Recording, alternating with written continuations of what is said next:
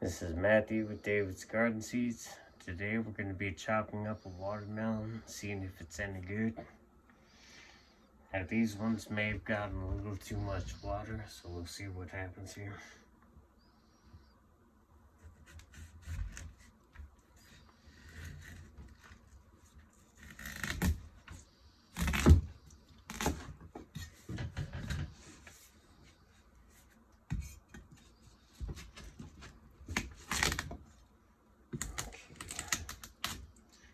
Well, we didn't have an explosion of water.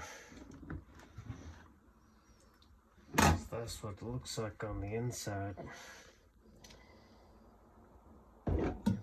May not be any good. Let's test it and see.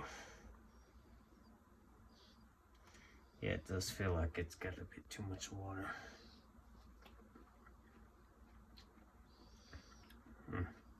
It's very mushy. So that's what happens when it gets soups. When it gets too much water, it gets real mushy. Mushy and not very tasty. Thanks for watching.